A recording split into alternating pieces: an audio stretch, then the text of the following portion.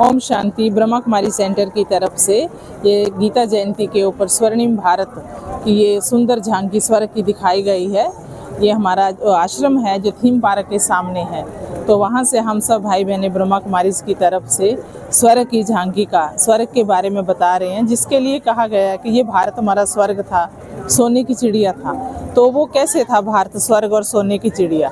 तो गीता के अंदर राजयोग की बात है। तो गीता वो हमें योग साधना सिखाती है जिससे हम राजा बनते हैं। राजा मीन्स जो स्वयं पर राज्य करता है।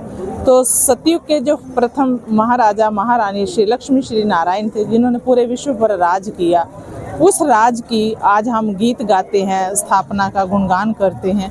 परमात्मा शिव निराकार फिर से ब्रह्मा के द्वारा स्वर्णिम भारत का फिर से नव निर्माण कर रहे हैं। ये उसी उपलक्ष्य में ये स्वर्ग की झांकी दिखाई गई है। निराकार परमात्मा शिव का बहुत सुंदर चित्र लगा हुआ है। इसमें दिखाया गया कि निराकार परमात्मा कैसे सृष्टि पर आकर के फिर से भारत को भरपूर सोने का चिड़िया के समान, स्वर्ग के समान बना रहे हैं। ये भारत हमारा फिर से संपन्न भारत देश कहलाएगा, भारत विश्व गुरु कहलाएगा। तो ये भारत, इस तरफ हमने चैतन्य लक्ष्मी नारायण की झांकी भी दिखाई हुई है, जिसमें दिखाया गया है कि सतयुग के प्रथम विश्व महाराजा महारानी श्री लक्ष्मी श्री नारायण होंगे, जिसके लिए कहा गया एक धर्म, एक भाषा, एक राज होगा और आपस में इतना प्रेम होगा कि यहाँ पर शेर और गाय भी एक घाट पर पानी पीते हैं। ये लक्ष्मी नारायण का राज पूरे भारत तो क्या पूरे विश्व पर कहलाया जाएगा। और सामने ही हमारा बहुत सुंदर गीता से स्वर्णिम भारत आदर्श गोकुल गांव की सुंदर, बहुत ही प्यारा रूप दिया हुआ है गोकुल गांव का, कि कैसे भारत हमारा इतना सुखी था, इतना शक्तिशाली था, आज इतना क्यों कमज़ोर हुआ है, कारण क्या है, तो वो भी उसमें दिखाया है। और बहुत सुंदर सुंदर बच्चों के गेम्स भी दिखाए हुए हैं और बुद्धि का विकास कैसे हो बच्चों का, बहुत सुंदर तरीके से दिखाया गया है। आप सभी का हार्दिक स्वागत है। सावित्री घाट पर ये स्वर्ग की झांकी लगी हुई है। आप जो भी मेरी आवाज़ को सुने, इस झांकी का लाभ लें और स्वर्ग में जाने के लिए स्वयं को पहचाने, समय को पहचाने और आए हुए भगवान को पहचाने, क्योंकि परमात्मा पिता फिर से वही गीता ज्ञान सुना रहे हैं जो 5000 वर्ष पहले सुनाया था। आज फिर से उसी गीता ज्ञान को सुनाया जा रहा है। ओम शांति।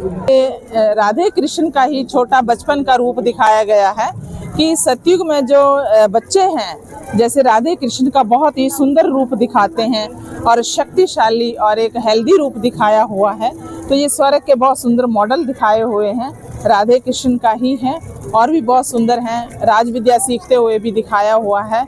और इतना सुंदर सतयुग में जो देवी देवताएं हैं, प्रिंस प्रिंसेस हैं, ये कोई जड़ खिलौनों से नहीं खेलते हैं, चेतन खिलौनों से खेलते हैं। मोर से, शेर से, हिरन से, बहुत सुंदर सुंदर रूप में वहाँ पशु पक्षी होंगे और सुंदर तरीके से वहाँ पर का जो स्वर्ग है वो श्री कृष्ण के जीवन से हमें झलकी मिलती है कि श्री कृष्ण की दुनिया कितनी सुंदर होगी। वो बचपन से ही इतना उसको खुशहाल दिखाया है, संपन्न दिखाया है, तो उसकी खुशहाली का क्या राज है और उसकी संपन्नता का क्या राज है, ये वही समय फिर से चल रहा है जो हम श्री कृष्ण की दुनिया में जाने के लिए, श्री कृष्ण जैसा बनने के लिए उस परम पिता परमात्मा से अपना संबंध जोड़ करके अपने जीवन में बुराइयों को ख़त्म करके अच्छाइयों को हम धारण करके श्री कृष्ण की दुनिया में हम भी जा सकते हैं। इधर बहुत सुंदर दिखाया है, राज विद्या सीखते हुए श्री कृष्ण को कला के माध्यम से, संगीत के माध्यम से राज विद्या सिखाई जा रही है।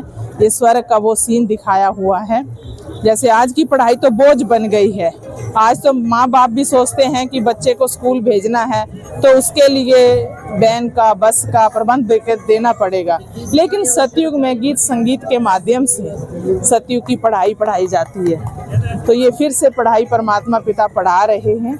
आप सब भी पढ़ सकते हैं, अपने जीवन को श्रेष्ठ बना सकते हैं, गुणों से संपन्न बना सकते हैं, बुराइयों से छुटकारा पा सकते हैं। मेन बात है, आज का जीवन बुराइयों से भर गया है, नशे से भर गया है। माँ बाप भी चिंतित हैं, दिन रात बच्चे नशा करके बुराइयों के गर्त में डूबे जा रहे हैं। उन नशों से हम कैसे बच सकते हैं, कैसे दूर हो सकते हैं?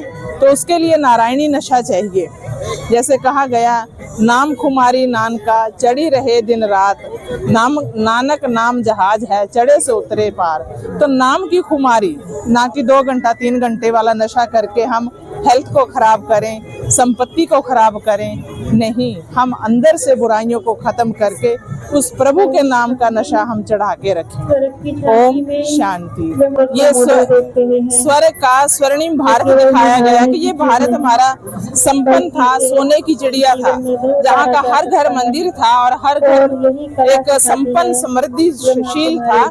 और सत्य के लिए कहा गया दूध घी की नदियां बहती। तो नदियों का मतलब ये नहीं है कि नदी में पानी की जगह दूध बहेगा, नदी में पानी ही होगा, लेकिन दूध जो है एक संपन्न स्थिति का दिखाया गया है। और कोई भी ऐसी अप्राप्त चीज नहीं है जो स्वर्ग में ना हो। तो स्वर्ग का जो स्वर्णिम लुक दिया गया है कि सोने की ईंटें जो दिखाई हैं, तो वहां पर जो महल होंगे वो सोने जड़ित होंगे, हीरे जवाहरातों से जड़े हुए होंगे, बहुत सुंदर होंगे, बहुत प्यारे होंगे।